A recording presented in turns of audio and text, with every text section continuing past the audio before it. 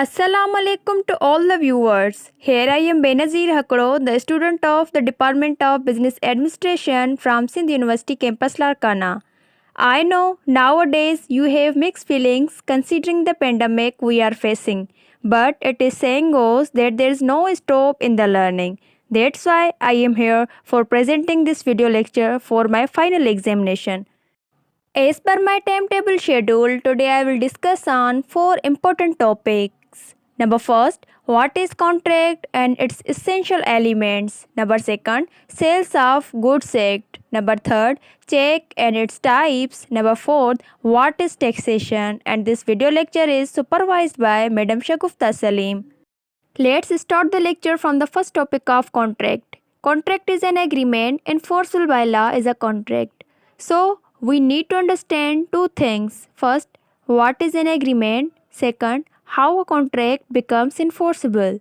Here, some essential elements that we should know to understand the formation of a contract. First, proposal or offer. Second, acceptance. Third, promise. Fourth, consideration. And fifth is agreement. Now let's see these terms one by one. First, proposal or offer. Basically, proposal is a starting point in the process of formation of contract. When one person signifies to another his willingness to do or to abstain from doing something with a view to obtain his assent, then he is said to make a proposal.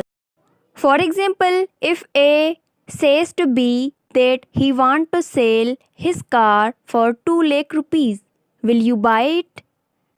A's attention get yes from B. Here, A is signifying his willingness to sell his car and A is making a proposal. Now let's move to acceptance. When the person to whom the proposal is made signifies his assent thereto, the proposal is said to be accepted. Here, the example that we took to understand the offer. Here B is a person to whom offer or proposal is made. If B shows her assent or willingness to purchase a car for 2 lakh rupees, then this will be deemed as acceptance. And when these two things, proposal and acceptance, came together, it becomes a promise. Now, what is promise? A proposal, when accepted, then it becomes a promise. As we have seen, A has made an offer to sell his car and B has accepted that offer. So, after this acceptance, this will be a promise.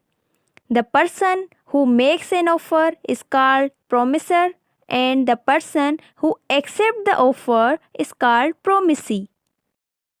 Now let's move on the consideration. Consideration.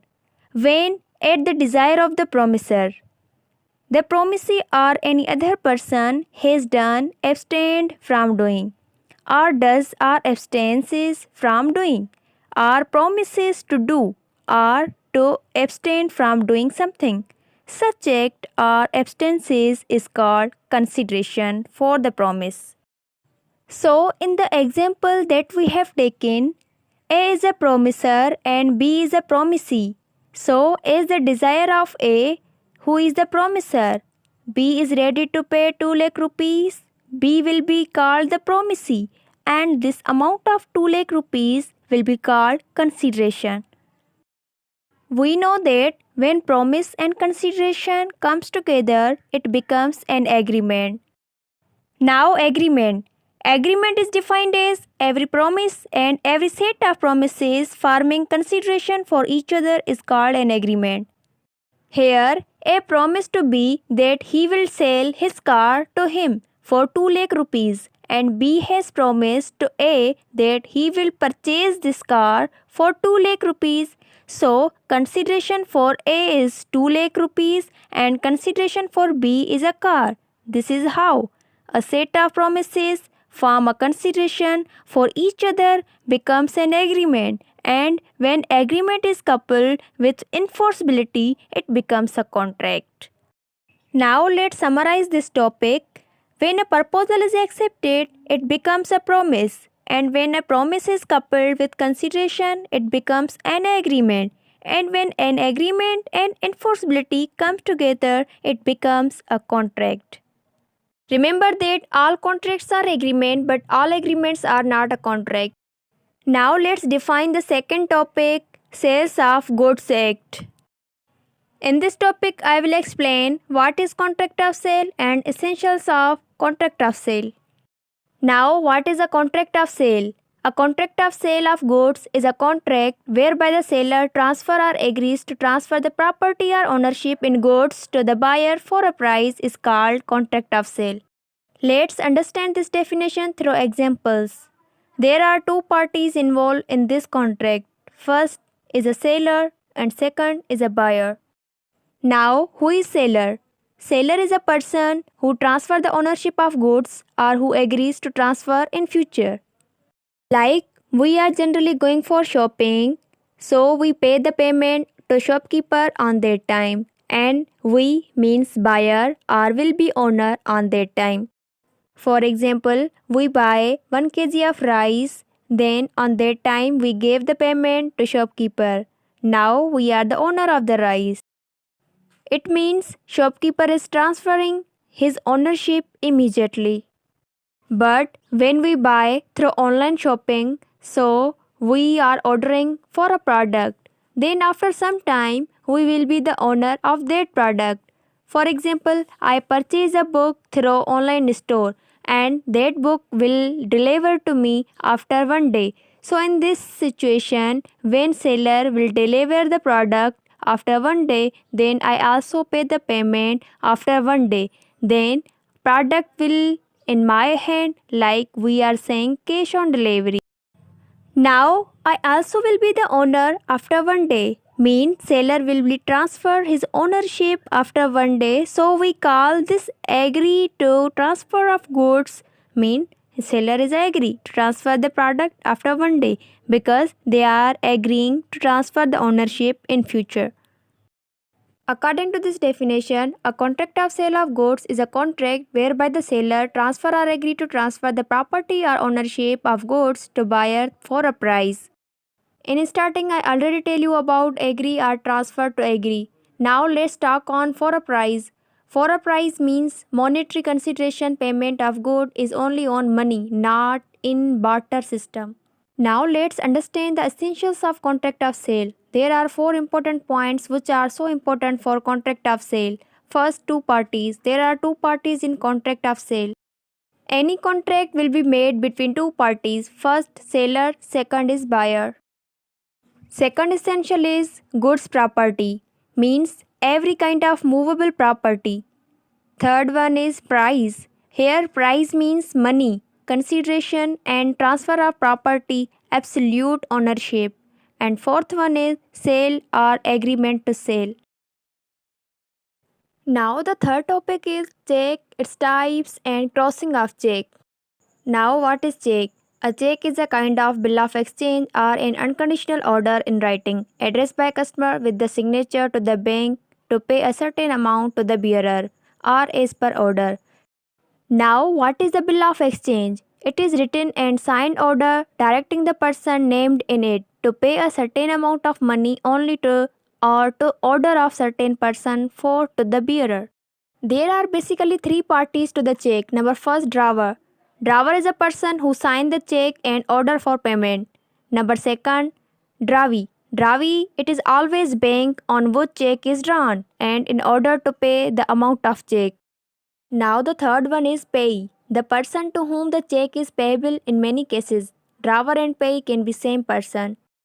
Now let's move on the different types of cheques. Number first, open cheque. It is an uncrossed cheque which is payable at the counter of the bank and it can be bearer cheque or order cheque. Now bearer cheque. When a cheque is payable to a person whose name appears on the cheque or to the bearer, for example to the person who presents the cheque to the bank for encashment is called bearer cheque. It can be transferred by mere delivery and do not need endorsement. Order cheque. It is second type of open cheque. When a cheque is payable to a person named in a cheque or to his order is called order cheque. When the word bearer is cancelled, the cheque becomes the order cheque. it can be transferred only by endorsement and delivery. So the person need to make a signature and need to mention to whomever the money is paid. That's called endorsement. Second type of check is crossed check. It is a check in which two parallel transverse lines are drawn across the top left, with or without the word like and complete, not negotiable, account pay. It cannot be encashed at the counter of bank and can only be credited to the account of pay. The third and last type of check is stale check. A stale check is valid only for 3 months. If the check is not presented within 3 months, it got expired and become stale check or outdated check. Earlier, the validity of check was for 6 months, but it has been reduced only for 3 months with effect from 1st April 2012. Antedated check. A check contains the date on which it is drawn. If bears a period date or back date, it is called antedated check. Bank will honor this check until exceed the 3 months or it becomes stale period of check. Post-dated check. If the check bears the date later than the date on which it is drawn, is called post-dated check. This check cannot be honored before the date written on it. Now, last one is mutilated check. A check which is torn into pieces is called mutilated check. Now, let's move on the next topic, that is crossing of check. Crossing of check means draw two lines transverse parallel on left hand corner of the check, or it directs the bank to deposit the money directly into the account and not to be paid cash at the bank counter. There are different modes of crossing of check, like general crossing. When a check bears two transverse parallel lines that left hand its top corner, words such as and company or any other abbreviation such as and complete may be written between these two parallel lines, either written or without words like not negotiable is called general crossing. In this type of crossing, payment can be paid through bank account only and should not be made at counter of paying bank.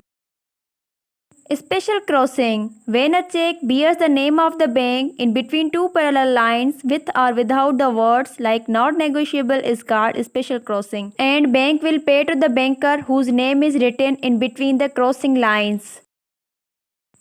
Restrictive crossing or account pay crossing. Crossing of check is a bank by writing account pay or account pay only in between the crossing lines, and payment will be credited to the account pay named in check. Double crossing. When a check bears two special crossing is called double crossing. In this second bank act as agent of the first collecting banker. It is made when the banker is whose favor the check is crossed does not have branch where the check is paid. Now the last and fourth topic is taxation. Let's start from what is tax. Tax is a financial obligation to pay the government, and government will utilize for the purpose of social welfare activities. It may be used for constructions of roads, bridges, dams, etc. There are basically two types of taxes. Number first, direct tax. Number second, indirect tax. So what do you mean by direct and indirect tax? Direct tax. Direct tax is nothing but it's paid directly by individuals or entity to the central government. For example, income tax. Income tax is the best example. As you earn the money, you will pay the taxes directly to the government. It can be individuals or entity, but it has paid to the directly by individuals to the government. The next one is indirect taxes. Indirect tax means these are paid by one individual entity to the government, and subsequently the tax burden will move to the different persons. That means levy and burden will be on different persons. For example, GST. For suppose, if you manufacturing a car, the supplier will already deem levied by a GST, and the burden will be following on the consumers who will ultimately purchase it. In last, I am thankful to all of you who are watching my video. Thanks for watching, and please do not forget like and subscribe to my channel. Thanks a lot. Allah Negeban.